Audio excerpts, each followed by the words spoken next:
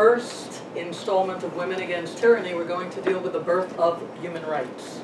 Because the human rights movement did not begin in the 20th century, and it did not begin in the Anglo-speaking world. It actually began in the Spanish-speaking world. And the beautiful portrait that Kendra very nicely has placed for us here is of the woman, notice I said the woman. How many of you knew that the movement for human rights began with a woman? Don't all raise your hands at once. One! The woman is a not so well known, should be better known, figure of Spanish history by the name of Maria Pacheco.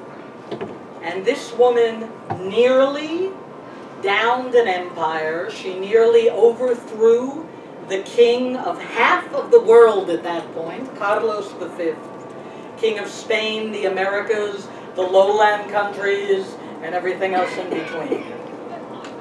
Why is she not better known?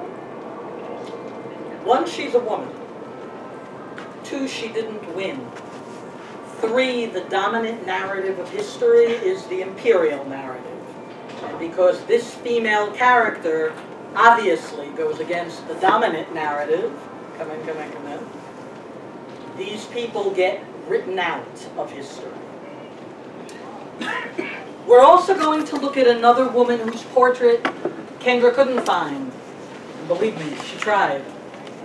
Because this other woman, who is a successor to Maria Pacheco here in the New World, never had her portrait done. This other woman was named Francisca de Hoces. She was also from Spain, and she took a conquistador to court, which was not the easiest thing to do in the 16th century. She had him tried for mistreatment of the Native Americans, and she destroyed his career. You know the name of the conquistador because if you travel throughout Arizona, you'll find him on a million monuments. His name, of course, is Francisco de Coronado. I would like to overturn all of those monuments and replace them with other monuments to Francisca de Hoces, because it's always drawn my attention that we're very quick to build monuments to those who create empire, very slow to build monuments to those who rebel against empire in the name of what we would call human rights. The first time the phrase human rights was ever used, it's in the early 16th century, and it's the Spanish jurist Francisco de Vitoria. This is the first time it's ever used. And the term that he uses is derechos de los seres naturales, rights of all natural beings. And the argument at that point was, what is a natural being? Am I a natural being if I am a Jew? Am I a natural being if I am black? Am I a natural being if I am Protestant? If I am Catholic? If I am Native American? If I am a Moor? What makes a natural being? And the conclusion that Francisco de Vitoria comes to is that a natural being is any being existent on planet Earth because all things were created by God. But before he comes to that conclusion, there is an uprising which to a certain degree will push him to that conclusion, together with his disgust over what his own country, Spain, was doing in the New World. So it starts with Maria Pacheco. Now, my main challenge will not be telling you the history, which I know like the back of my hand. It'll be flipping the slides. Okay. Let's meet her. 1523, in Spain, there is a king on the throne by the name of Carlos V. Spain has just conquered all of the Aztec Empire. Mexico has fallen. It has conquered the Caribbean. It is conquering most of Holland. It is just growing by leaps and bounds. This is the year also that Spain held the Pope hostage. So imperial armies are everywhere. In Spain itself, there is a woman by the name of Maria Pacheco de Padilla, or as she was known affectionately by her followers, and those of us who would like her to be reinserted into history, La Leona de Castilla, the lioness of Castile. Who was this woman? Well, first of all, you can see by the sword in her hand, she did actually go into battle, which was quite extraordinary by the standards of the day, because women in Europe did not. Maria Pacheco was a woman who was born in Granada, which for those who don't know was the last part of the Iberian Peninsula to fall to the Catholic troops of Ferdinand and Isabel. It had been a Muslim kingdom. Maria Pacheco was herself a Catholic. She was a Catholic who had a very different vision of religion, of what we call our Judeo-Christian heritage, than the current view of religion at the time. She did not view religion as connected with conquest. That already made her quite extraordinary for any religion of that time or this time. And she opposed the growing power of the king. What did she want for Spain? She did not want what she called, and I think it's fascinating to hear this terminology in the 16th century, el Estado monstruoso, which for those of us who speak Spanish know, and you probably got it even if you don't, the monster state. What she wanted were a series of communities like those which had existed before, please take a seat, in medieval Spain, self-governing, autonomous communities where the king had no more power over the people of the villages than the people of the villages had over the king. So what I'm saying is what she wanted to go back to was a time before the monarchs were absolute. You had in European history, and you had also actually in West African history, during the Middle Ages, monarchs who coexisted with their people but didn't control them, and monarchs could be deposed. But Spain had entered a very different time with the fall of Muslim Granada and the installation of what Maria Pacheco called the monster state. Spain had become an absolutist monarchy. It was becoming an imperial power, subjugating other people in other parts of the world to its will. And Maria Pacheco does not agree with that. Now, why didn't she agree with it, and who was she? First of all, she was a member of the highest nobility, which is also going to give her the possibility to rebel in ways that a poorer woman could not. Is that clear? Simply because a poorer woman would not have had the time or the means to dedicate to the struggle. That's number one. Her father was one of the most loyal subjects of the new imperial king, Carlos V. He was not happy that his daughter had married a lower member of the nobility, somebody who himself was also opposed to the growing power of the king. Have any of you ever heard the term, maybe in French, maybe in English, maybe in Spanish, los Communeros, the communards? I don't know what that would be in English. What would that be in English? It's not the communists. These people are not communists. We say communards. The communes, all right? These were small village groups who chose their leaders based on a popular vote. Folks, this is as close to genuine democracy, I might say closer to genuine democracy, than we get in our country. This is literal participatory democracy. Okay, something which does not exist in many countries that call themselves democracies. She wanted a return, so did her husband, to this type of government. There was something else that made her take up her sword. How many of you are wearing clothing woven from a sheep? Anybody have wool? Not today? Not yet cold enough? One. Sheep were the high tech of the 16th century. For early modern, that means 16th, 17th into the 18th century Spain, the biggest industry was wool. But listen to what was happening. As the state was becoming more powerful and the communities were losing their rights, control over the local industries was being taken from the farmers and given to the large industrialists. Okay, now if this sounds like a process which occurs in the 20th century, okay, I want you to understand that the roots for it go back far, far earlier. And the local farmers who wanted local control, and they very much wanted local control over their own rights, were rebelling One by one, the industries in the villages were falling apart. One by one, the poorer people and the common people were losing their rights. Why in heaven's name would this have bothered Maria Pacheco de Padilla, who was from the high aristocracy? She certainly wouldn't have been affected by it. Well, there's something very different about this woman, as a woman, than most women of her time. And to explain that, I would quote to you from the Grand Inquisitor who tried to have her killed. His name was Antonio de Guevara. Curiously enough, he was a great-great-great-great-grandparent of somebody later on in Latin America who had a rather different set of politics than he did. If you've ever heard of Ernesto Che Guevara, this is somebody who was actually in his family line, although let's just say politically they were a little bit different.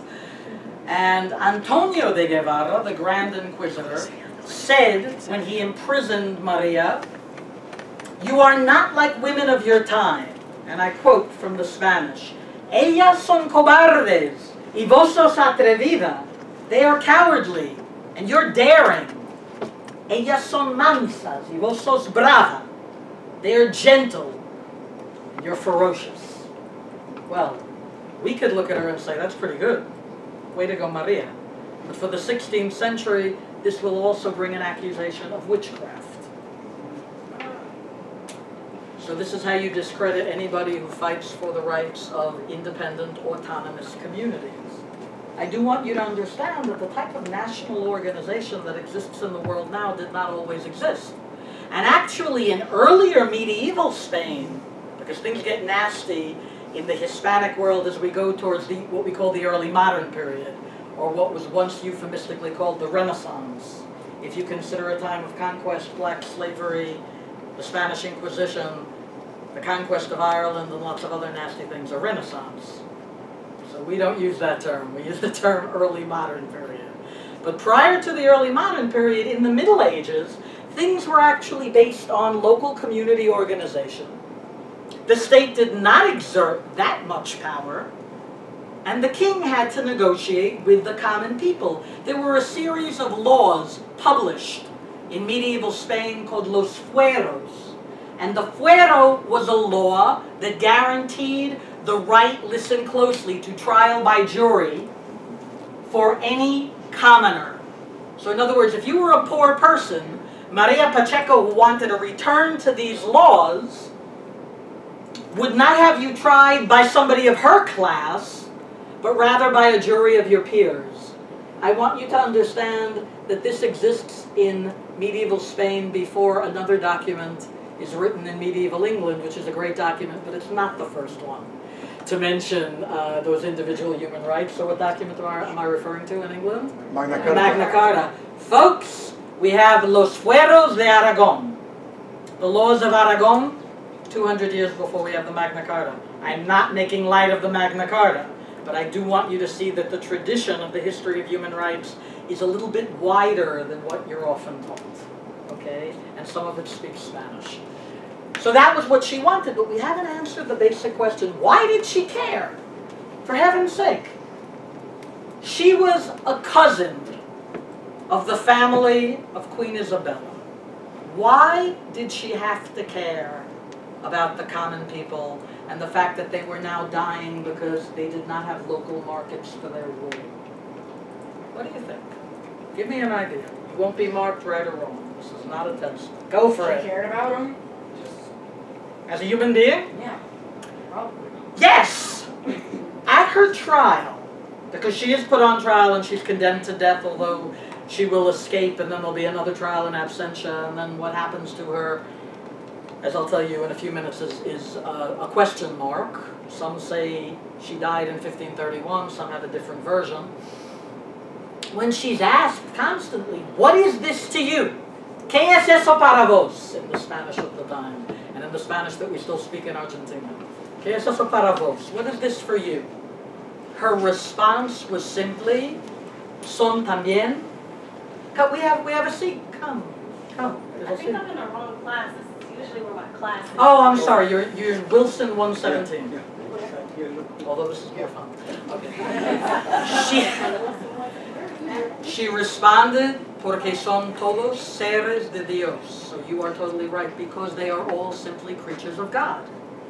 You know, and I say this to you because when we are asked today, why do you care about human rights? Do we have to care about human rights? Do we have to care about human rights in our own country? Do we have to mention lack of human rights in China when we make big commercial deals? Yes. Why? Because you either view it as a basic right of human beings or you don't. And her response was, it is a natural right. Okay, now think of this, because this term, derecho natural, natural law, is the basis of what we will call human rights.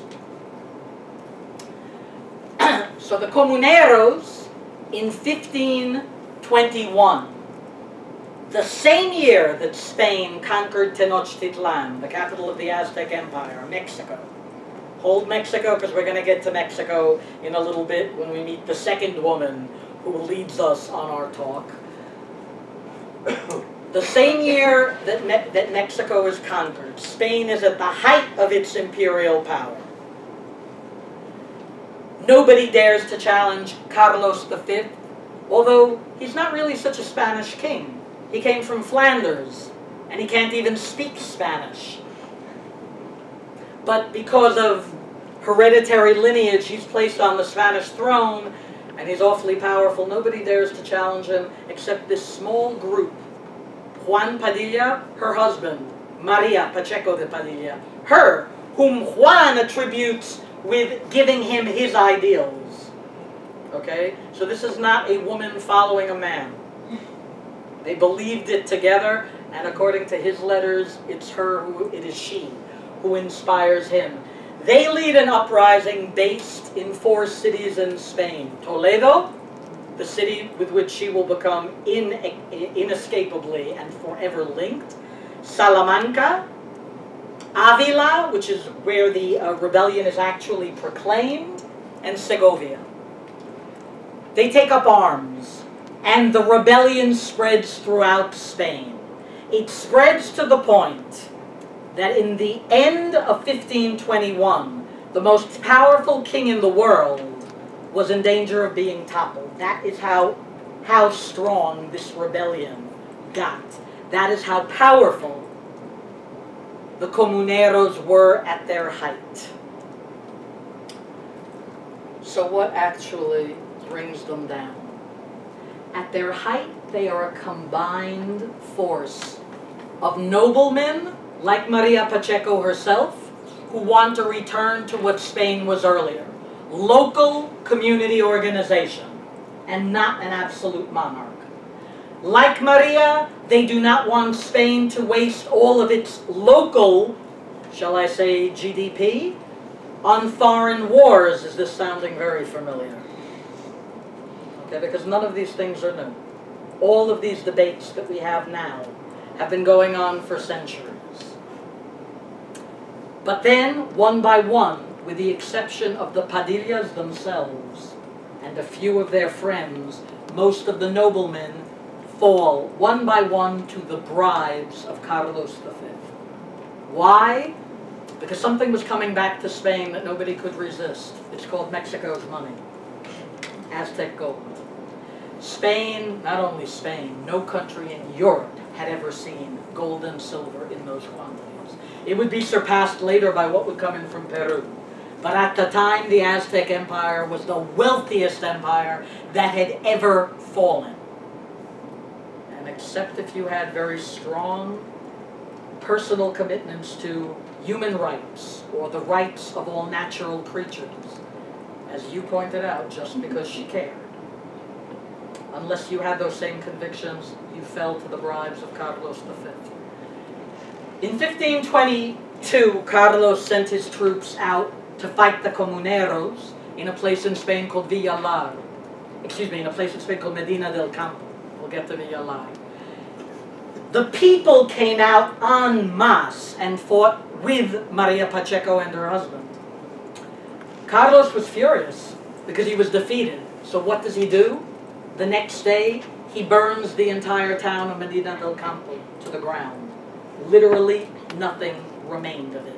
That was the stupidest thing he could have done, because that makes the Communero uprising surge once again.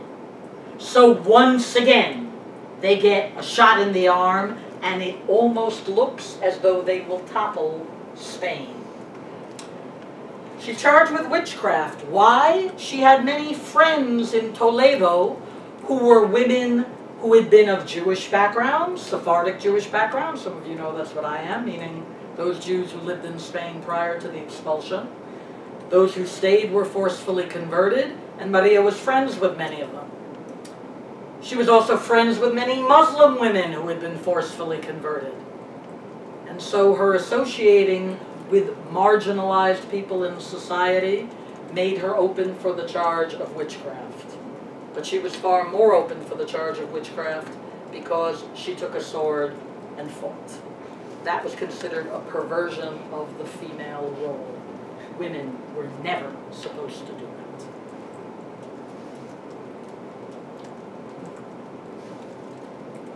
Okay. If you look at this map, and we see the beginnings of what we call the early modern monster states. These are the empires which will colonize the New World, colonize that tiny little island right next to England, that always seemed to be the old world experiment for everything we do in the New World. They will colonize Ireland. They will go out from France, Spain, and England and destroy the Americans. If Maria Pacheco and her husband Juan Padilla had been able to overthrow Carlos V, it would have been a very different Spain. Her vision of Spain was a Spain that was not involved in foreign wars. It was a vision of Spain where, as she said previously, the church did not control who lived in my village. Now, she was speaking as a Spanish Catholic, but she did not want state control by the church. It was a vision of Spain in which the king was no more powerful than your local congressman. Does that mean he has no power? No, your local congressman can get things done, but you can also protest against him. Nobody in that earlier Spain would have been frightened to walk right into the king's house. I'm not kidding, and I'm not exaggerating. You could ask for a personal audience with the king and tell him that you disagreed with everything he was doing. Monarchy was not absolute in Spain till 1492. With the unity of Castile and Aragon, you got a very different conception of Spain and a very different conception of what we will call human rights. We can say there were human rights in Spain before, very much so. But once we have a massive imperial state, those human rights disappear. What happens? They fight on till 1523. On April 23rd, which was celebrated all over the place this year as the birthday of Shakespeare, even though we know, according to the calendar, because there was a difference between Julian and Gregorian calendars, Shakespeare was born on April 26th, but don't tell that to everybody who wanted to commercialize April 23rd. And we also celebrated April 23rd as the birth date of what very great Spanish writer, Cervantes. He actually was born on April 23rd. Well, on April 23rd, we have another event that was far from happy. April 23rd is the day that the Communeros were formally defeated in Villalar. That is where Maria's husband, Juan Padilla, was taken prisoner. He was beheaded the next day. She did not know that he was beheaded. She was holding the troops in Toledo. And when she heard he was imprisoned, he was already dead. We do have, however, her letter. It has been preserved in the National Library in Madrid, in Spain, where she tells her husband, whom she doesn't know has already been killed, do not stray from your ideals, no desvíes de tus ideales, los derechos de los seres naturales, the rights of all natural creatures, te llaman, they call to you. Basically, she was telling him to do what he did, because he was offered a place in King Carlos V's court. In other words, he was bribed right before he died. He refused to take it, and he was beheaded. She would not have continued to be married to him, I have no doubt, had he taken it. She counseled him to do what he did. By the time news of his death reached her, her reaction to that was no less powerful, and I would say no less theatrical. She went out into Toledo in what we call her widow's weeds, dressed all in black, with that sword in her hand again, haranguing the population to not submit to the troops of Carlos V. At this point, Carlos had all of Toledo surrounded.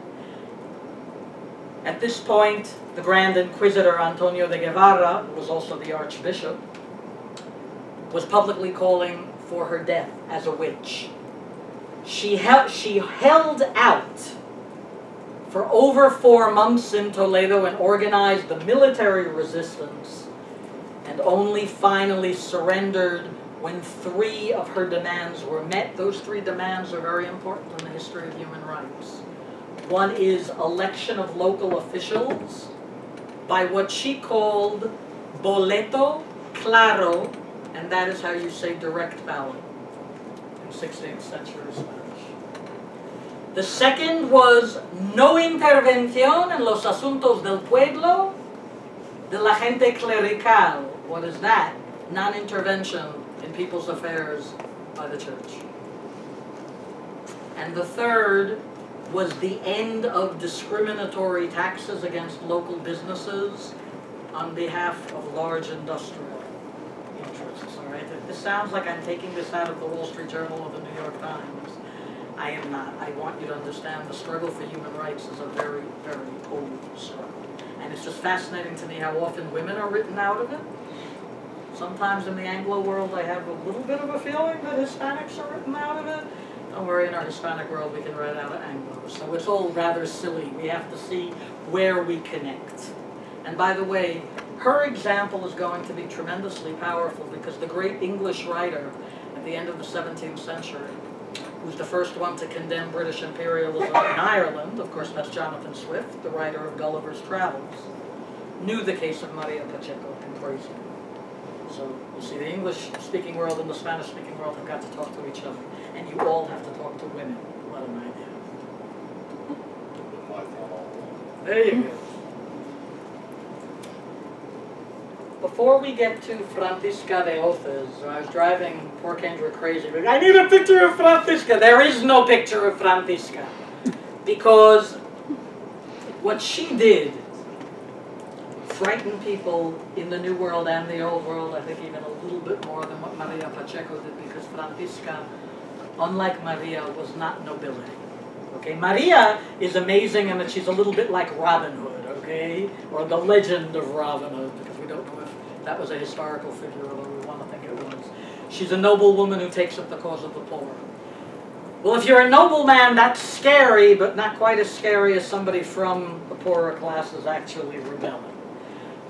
So, the closest my friend and colleague Kendra could get to a picture of Francisca is where Francisca acted, and that is in what you now call Arizona, in that same century in which Maria Pacheco lived. Before we get into the fascinating story of Francisca de Hoces, which for some reason nobody who's grown up in Arizona has ever heard of, and that is a cardinal sin because she should be one of the greatest heroines of the state.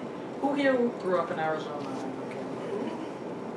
Who here has heard of Francisca de Hoces? Don't all jump at once. Kendra, you're cheating. Absolutely.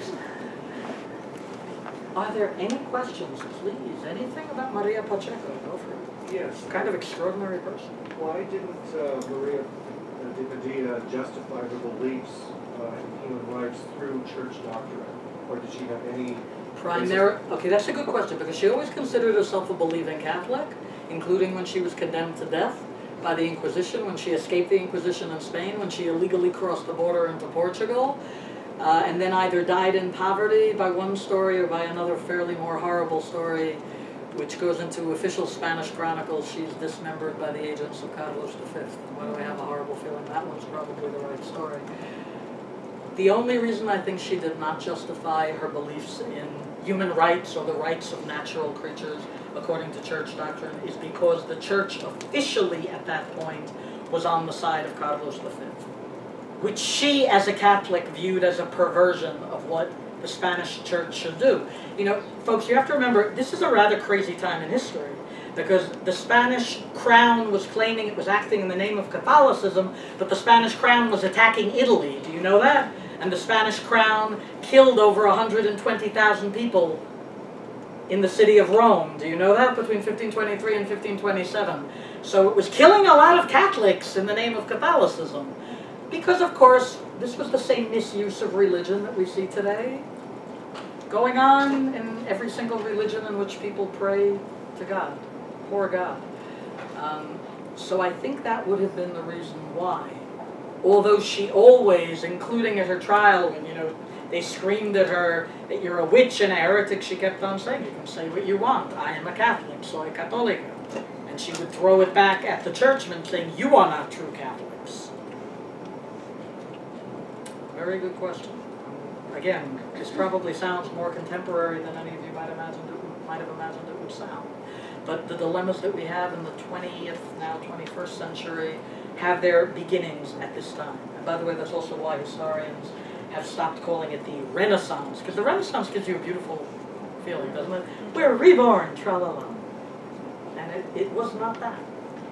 It's the beginning of the same, I would say, very messy dilemmas that we have now. Do you define yourself by your religion? Do you allow political members of your religion to define your religion? That's a problem. It's a question. Well, it's more of a comment. Go for it. About the whole thing of the women being written out of history, kind of the thing where you were saying these things are happening now, except in different, granted different time period. Those who don't study history are doomed to repeat it. And they always do. And they always do. And even if you do study history, you can be doomed to repeat it. By the way, this young man is quoting a very, very famous Spanish historian who said that at the time of the Spanish Civil War, Jorge Santayana, who, as General Franco was coming to power, said to his own countrymen, have we forgotten our history? Los que no conozcamos nuestra propia historia, those of us who don't know our own history, estaremos condenados a repetirla, condemned to repeat. Thank you, that's a very important quote. Any other question about Maria? One more, go for it. Maria, it's parallel, but Go for it. why isn't the slave revolts in the first 3 centuries considered to be a development of human rights? Oh, they are, but they come much later. Much, much later. The first slave revolts you will have in the New World after the middle of the 16th century. All of this is before. I was thinking of the 1st and the 3rd centuries, after Christ. Oh, you're thinking of things like Spartacus. Okay, yes, so that's a very good question. I will tell you exactly why I'm not including them. I am using a definition of human rights. That's a damn good question. If you were a student of mine on an exam, that would be A+ all the way. So I'm using the definition of human rights, which Maria Pacheco herself and the later Spanish jurist who condemned Spanish actions in the New World, Francisco de Vitoria, and the English writer Jonathan Swift used. That means rights distributed equally to all of God's natural creatures. The early slave revolts in Rome and there were actually other even earlier revolts in India and a few in China, were not based on everybody being free. They were based on a certain group being free, and that group would also have the power to take slaves. So let me give you an example of what I'm talking about, because this is very problematic. We have a Jewish holiday called Passover, Pesach, right? And we celebrate our freedom from Egypt. And I was always the brat in Hebrew school who was actually reading the book of Exodus, and I would raise my hand and say, Rabbi, but why does it say we can own slaves too? Because, you know, both the Old and New Testament allow you to do that, and so does the Quran. So do the Hindu holy books. So one thing is, are you celebrating your freedom, or are we celebrating everybody's freedom? So when it becomes something universal, then I will take the term human rights. Spartacus, unfortunately, did not believe that all people should be free. He believed he should be free, and his followers should be free, and then they should have the right to take other slaves. That's a very good question, and that's an important question, because not all slave revolts are revolts in the name of human rights. Thank you. Shall we get on to ancient Arizona? Do you want to hear some history that for some reason is written out of your wonderful state, and that this person from Buenos Aires and New York is now telling you? Okay, so I'm amazed that Arizona has a fascinating history. Please don't anybody walk out of this class and say there's no history in Arizona. what you will say is, why doesn't Arizona teach its own history? Ah, okay, there's a question. So as close as my friend and colleague Kendra could get to a portrait of Francisca de Hoces is this mountain. Sorry, Kendra. But that's about as close as you could get. Because in fact the documents regarding Francisca de Hoces were kept secret in Mexico City until the late 1980s. The 1980s! Some of you are saying, why the 1980s? Folks, just like in our own country, like in every country under the planet, Mexico has a government that occasionally has been associated with a little bit of corruption, shall we say? So the governing party, the PRI, Partido Revolucionario Institucional, right, the institutional revolutionary party, also saw something rather dangerous in this woman. This woman is very dangerous. She was written out of history for 3 reasons. 1, she was considered dangerous because she's poor and she leads an uprising. 2, because the conquistador that she took to court and totally humiliated and whose career she utterly destroyed was considered a bit of a failure. So who are the successful conquistadors? Come on, somebody give me their names. Pizarro, Cortez, and Coronado wanted to be the second Hernan Cortez. In fact, Coronado, I have to tell you, was actually related to Cortez. He was a distant 4th cousin. Want to hear something even worse? Pizarro was Cortez's 2nd cousin. Do something with that family. Coronado believed that this area, which was, what was this area in the 16th century? Was it a place called Arizona? No. Heck no! What was this place called? Okay, what did the Aztecs call it? Because before the Spanish conquistadors show up, the Aztecs attempt to conquer it. Ooh, you're very good. No, but that's close. The Aztec homeland was called by the Aztecs Aztlan. But this is different. They called this area Chichimeca, which means land of the barbarians. You know why? Because the Aztecs could not conquer the local native civilizations here. The Hopi people, and later the Diné, mistakenly called Navajo, please call them by the correct name, it's Diné, who emigrated into the area in the 15th century, also put up a fight. And the Aztecs sent forays up here at the end of the 15th century. Couldn't do it. The Indians here are all crazy. Well, they weren't calling them Indians. That would take Cristobal Colon to show up and say, hey, this is India. But they called them barbarians. They were Chichi, which is barbarian.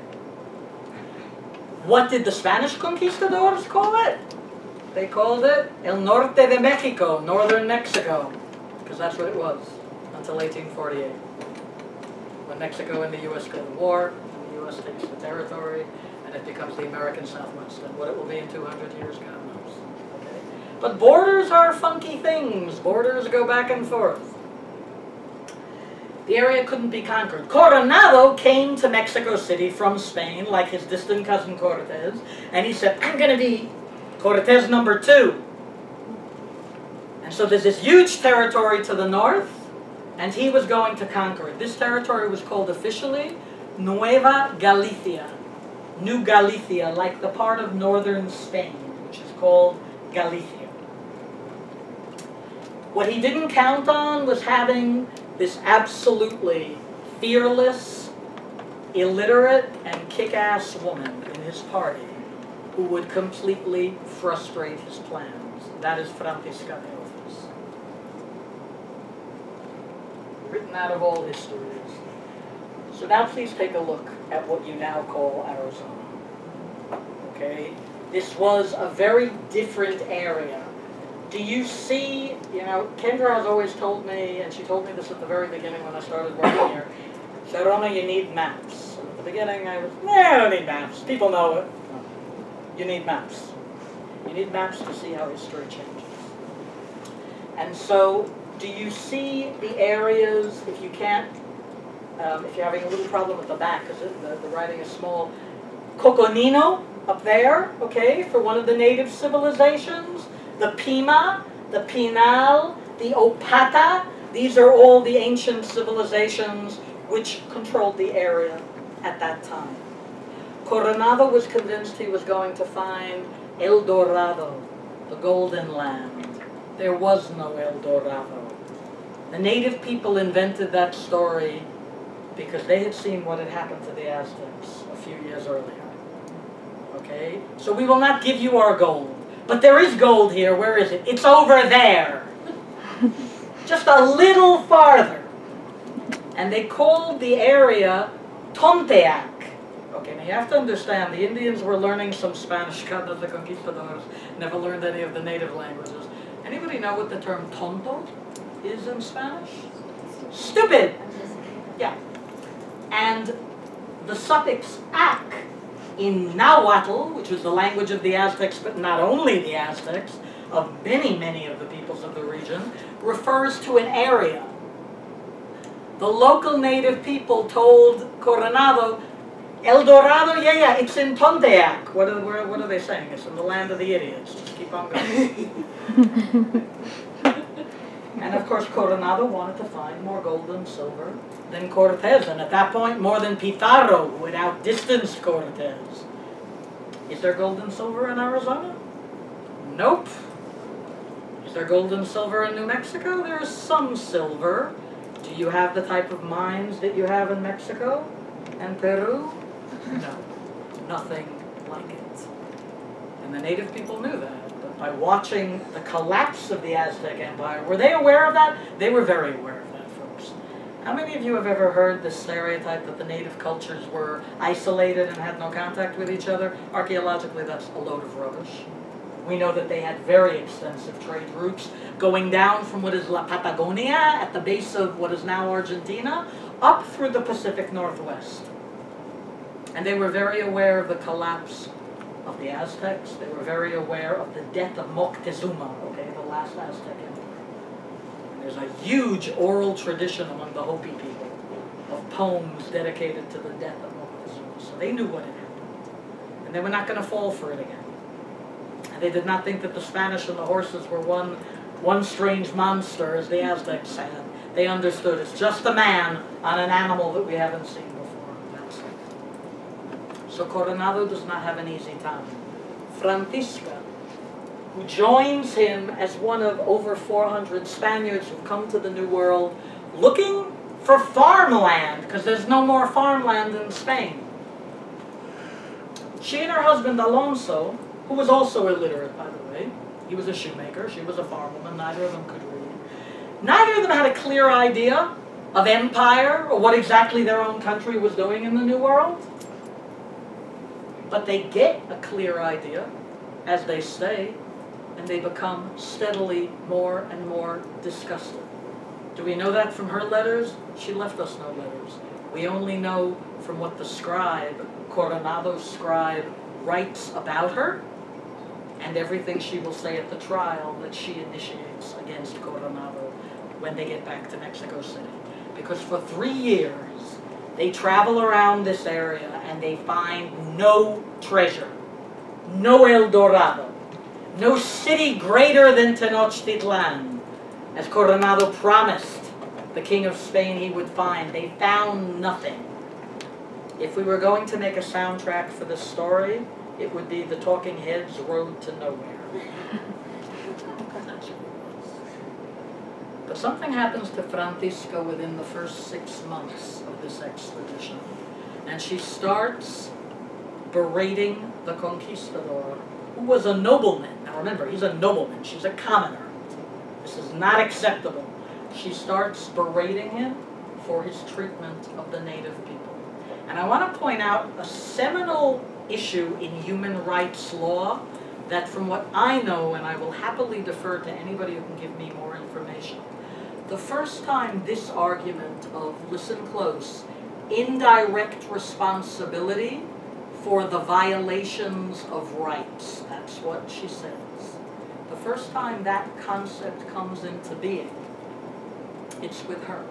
Because she will accuse Coronado of being responsible for massacring and killing Hopi people, Diné people, Opata Indian people, even though he will say at his trial, I never bloodied my hands.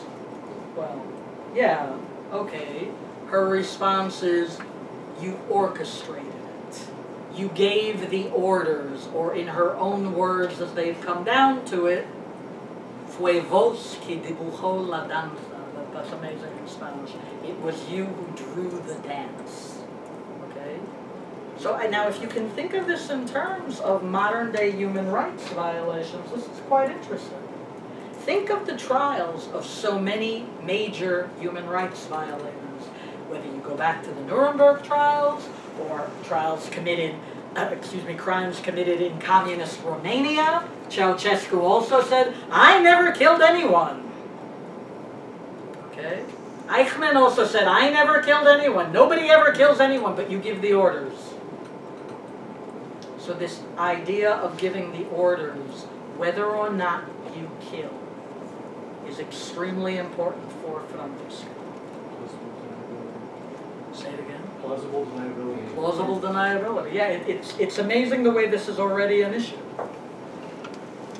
So by the end of the first 6 months, he wants to have her killed. Can anybody suggest to me, because this is the big question, why doesn't he just have her killed? Why doesn't he just have this woman fall off one of the many cliffs that exist in Arizona? Why? Why is he so afraid of her? Because her love is too great. Say it again? Her love is too great. Her love? Her love is too great? For her cause? I think that great hate can't exist in the presence of great love. Okay, so you're thinking that psychologically he might have been, I think he was scared of her. in really colloquial terms, she was so unusual for him. Yeah. And she would have been. She would have been hysterically unusual for any fighting man of the time, and particularly for any conquistador. What she was doing was pretty unthinkable. I definitely will not dismiss what you're saying, because I do think we should not discount the element of psychological, I don't know, what can I say? Oh, he was not infatuated. Well, but just like infatuated with. How Was can she do startled this? by her. I will not discount that because I definitely think that plays a role. Folks, we know that when Julius Caesar attempted to invade Celtic Ireland, when his troops attempted to invade Ireland, the men were scared away. Do you know why? Because the ancient Irish women used to run around stark naked, paint themselves blue, take snakes, and run out screaming. The Roman soldiers Okay. So there is a psychological element. It could be any other reason, but that's a component, yes. He didn't want her to become a martyr. Okay. Now I think here, psychological element, yes, but I think he's also, Coronado was also thinking tactically. Because remember, he's not planning, unlike Cortez, who had wanted to live in Mexico and be its emperor, but he eventually gets kicked out because the king sees that Cortez is a loose cannon. Coronado was not planning to live in Sonota. That was the original name of this place, okay? From the Opata Indians, it means land of corn. He was planning to go back to Mexico City. He would have to give an accounting of each and every member of the expedition. Those records were followed very meticulously by the Spanish courts. If she had become a martyr, it would have evoked another taboo. Although it happened all the time in war, but it shouldn't happen officially, of an armed man killing an unarmed woman. I do think he wanted to avoid that scandal. Okay, so we have this idea of simply being weirded out by her, for lack of a better term, psychologically. I'm sure he was at an utter loss. I think he was worried about her being a martyr. You had your hand as well. That was what I was going to say. Also, go on. Also, I think that being a martyr, but also she was so supported by the different groups and tribes or different cities. She was very popular. Well, here we start to have a really interesting point. Francisca starts to have allies because as they go from town to town, Coronado sees the most infuriating thing about her. She becomes friends with the local native women. Why? Well, think about it. As a Spanish farm woman, she would have had a great deal more in common with them than with Coronado's wife, for example, who was an aristocrat, and not an aristocrat like Maria Pacheco, but rather somebody who sat there and literally did her nails all day. So that would have been different. In any case, he doesn't kill her. And this is particularly interesting because the scribe of the expedition is the nephew of one of the most famous people in Mexican history. He was the nephew, the scribe, Juan de Jaramillo, who was writing everything down for us. He was the nephew of a woman called Malinche, who in Mexican history is extremely important. That is the Aztec woman who was Cortez's translator, lover, blamed with the whole collapse of the Aztec Empire, which we know is a little bit silly. But she is an image in Mexico. That was her nephew recording this. So there was some notoriety connected with this, and Coronado, to a certain degree, had to watch us.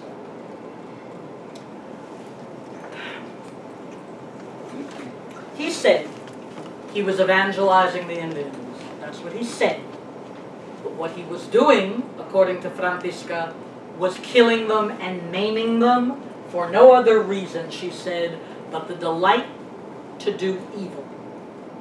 Okay, what would you call that in modern terms? Sociopathic. Sociopathic. Genocide. I'm going to hold off with the word genocide, just because genocide is something very specific regarding killing the entire people, and he was one heck of a sociopath, but he was willing to accept those native people who would collaborate with him. Sociopathic, sadists, sadistic. Killing for sport. Killing for sport. It was a bit of a sport to him. Yes, it was as though he was killing animals.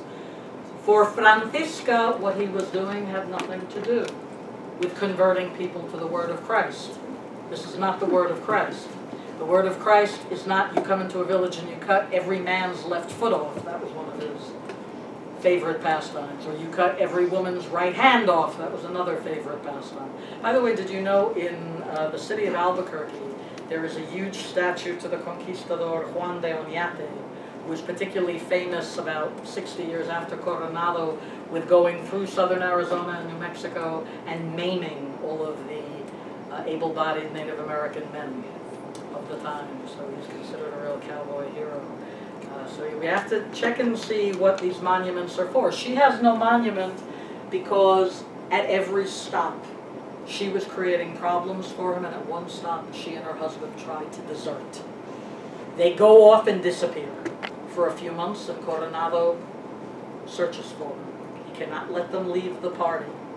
He cannot let them stay there. Now, question, why couldn't he? Why in heaven's name couldn't he? Wouldn't that have been easier for him? Why does he have to get them back? She's seen everything he's done. She's seen everything he's done.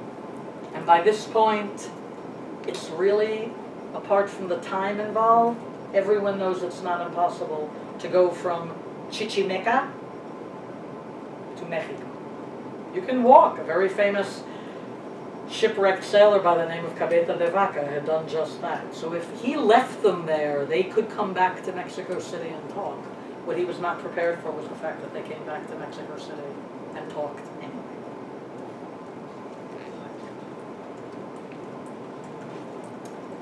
Two sides of the same coin. Well, Cortez had found a great empire. Cortez had killed the emperor, Moctezuma. He killed his nephew, Cuauhtemoc. He took Mexico for the crown of Spain and brought the colonial system to Mexico. And for the next 312 years, Spain would become quite rich on slave labor from Mexico. Coronado was planning to do that in the American Southwest, what we now call the American Southwest. Why couldn't you do that? Because the native peoples of this area were never organized in an empire or in a state. And here's the thing. If you are a series of autonomous, self-supporting villages, nobody can really conquer you, because when they conquer you, the other village can pop up. And so if you know the history of the American Southwest, and it is a fascinating history, there will be another huge revolt against the Spanish colonial power in 1680. Okay, the Great Pueblo Revolt. Francisca was frightening to Coronado because she was openly saying that these people, these native people, she didn't call them natives, she called them by the names of their nations. These Opata, these Hopi. She says at the trial, they are like me. ¿Qué tengo yo contra ellos? That's her famous sentence. What do I have against them? Why is this important for human rights law, what we now call human rights law? We're going beyond ethnicity, what we now call ethnicity. She does not see herself as having what was a very popular term in 16th century Spain, sangre limpia, clean blood. How many of you have ever heard that phrase? One of the nastier phrases. in the 16th century. That was a term in imperial Spain which meant you did not have Jewish, Muslim, Gypsy, Irish. Why Irish? I don't know. The Irish always get thrown in there. Irish, Native American, or black ancestor. Well, she didn't have any of them, but she did not view herself as part of this lineage of pure blood. For her, she was the same as the native woman planting corn. This is very important in terms of the universality of rights. Tenochtitlan fell to Cortez. The villages of the American Southwest would never fall entirely to anybody, whether that anybody would be the Spanish crown or the U.S. government or the Mexican government. Where is Francisca? And where are all the women? Where are all the women, for heaven's sake? Have you ever thought about this retelling of history? Have you ever thought, as you were taught history, that women basically have disappeared? They're all in the the guys' kitchen. club. Where are the women? In the kitchen. In the kitchen! Hiding in caves. Hiding in the caves. There you go. There's where they are. So, take a look at this image. And you see, in terms of human rights, I'm going to quote a very famous anthropologist of the first part of the 20th century. Her name was Elizabeth Gould. She wrote a magnificent book called The First Sex. Simone de Beauvoir had written The Second Sex, Discrimination Against Women. Elizabeth Gould wrote The First Sex and said, at the root of ethnocide, religious hatred, racial hatred, at the root of all of it, we have gender hatred. And if society does not recognize the rights of women as a basic component, because every man has a mother, okay, a mother, a sister, a wife, a daughter, then in no way will we ever be able to overcome race prejudice. It's very interesting that for Elizabeth Gould, the root of race and ethnocide was actually discrimination of women. And the reason I bring this to your attention, here we have Coronado desperately looking for the 7 cities of Cibola, the golden cities, which of course were right where the Indians told him, in that place called Tontiac, idiot land. Writing women out of history produces an attitude, Elizabeth Gould says, that is itself imperialistic. If you accept the fact that all of human society is based upon female inferiority, then every people that you conquer will be quote-unquote feminized. And guys, if you want to check this, just do a Google search of old colonial maps. Okay, look up Europe and the Americas. You'll see that Europe is always presented as a man, and America is always presented as a woman. Except when you look at England and Ireland, and guess what sex the Irish are? Female. Any place that is conquered is designated as female. That's why the image of Ireland is the woman Kathleen na Houlihan, the woman. Okay, so we have this issue of conquering male-dominated society, conquering another culture, which may be equally as machista and anti-feminine, but as Elizabeth Gould pointed out, the root of all of these problems is the erasure of women from history and from society. Very powerful argument for equality in human rights. Okay, here we go. This was the root, okay? It begins in the northern Mexican city of Compostela, travels up, you see where Coronado crosses into what is now the American Southwest, both his crossover point and his cross-back point in southern Arizona, okay? The entire trail takes him to Jauica, that's where my finger is, that is the Zuni Pueblo, where Francisca de Hoces publicly challenges him and publicly tells him, I will bring you to justice. And of course he laughs at her. How can a common woman bring him to justice? Well, she does. This is where the native people send Coronado, right, out to idiot land, Quivira, all the way in Kansas. And after 3 years, that was a 3-year expedition that literally went nowhere, with only 1/3 of his party alive, and half of them being brought back in chains, like Francisca and her husband, they return by the same route. But when they get back to Compostela, Francisca and her husband escape. How they do this, we don't know, probably with the aid of native friends, and they will do something that nobody would have imagined possible to do. They will take Coronado to trial. And he is tried, and I want to be very, very specific about this terminology, he is tried for crimes, and that's the terminology used, crímenes, contra los seres naturales, crimes against natural beings. Okay? So much of the basis of what we now know of as human rights law can be traced back to these very early trials. I'm not saying this is the first time in history that people ever thought about these subjects, but from what I know, it is the first time that they are enunciated as such, as universal rights. Because you see, folks, this is the point. When Francisca and her husband, two commoners, initiate the trial of Coronado, and Coronado laughs at the beginning. He thinks it's nonsense, except one by one, Francisca gets almost every member of the expedition to testify in su contra, against him, including people who were too terrified to say anything at the time. The base of their testimony is that he has violated rights that are common to all. Can you see now the connection between her and Maria de Pacheco? Because it's this idea that these are rights that all natural beings should have. And in the case of Francisca de Hoces, because we are here in Arizona, I think this is particularly important. How can we talk about human rights in Arizona without mentioning this woman? Well, Arizona's been doing it for a long time. Stop doing it, because there is a history here which I think belongs to all of us.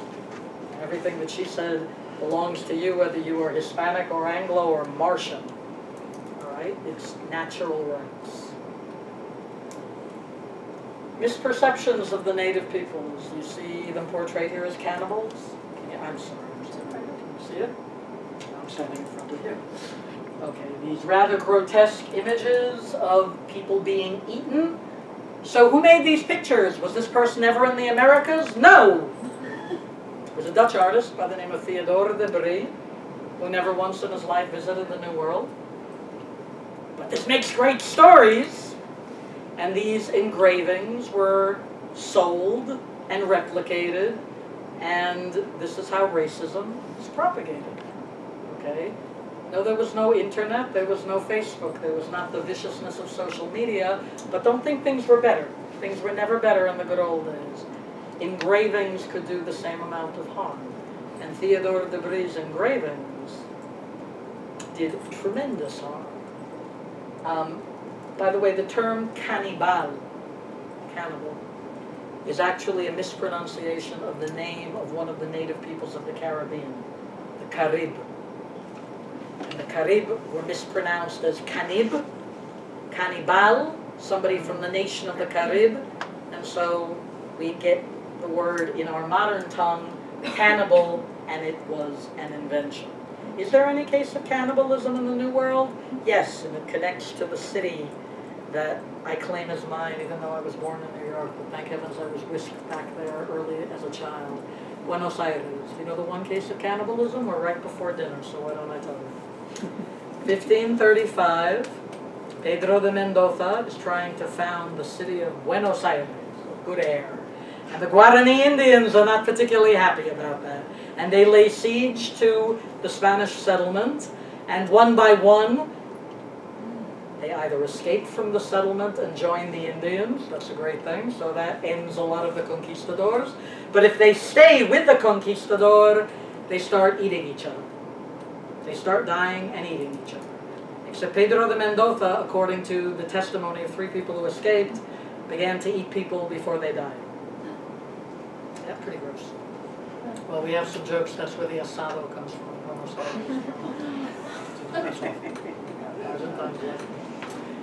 That is the one recorded case of cannibalism. Okay, why am I pointing this out to you? Because those who were stereotyped as being cannibal are the native people. There is no recorded case of cannibalism. Does that mean that all the native people were nice? Heck no. You had horrible native imperialists. The Aztecs were terrible imperialists. The Incas were terrible imperialists. And the other native people suffered under their domination as well. But what we are talking about here in the middle of the 16th century is a new conception that these women bring us of universal human rights. So why do we say that this might be Francisca's victory? Well, in the 1980s, a wonderful couple of American historians, Richard and Shirley Flint, fluent in Spanish, decided to unearth the records of Coronado's expedition in Mexico City.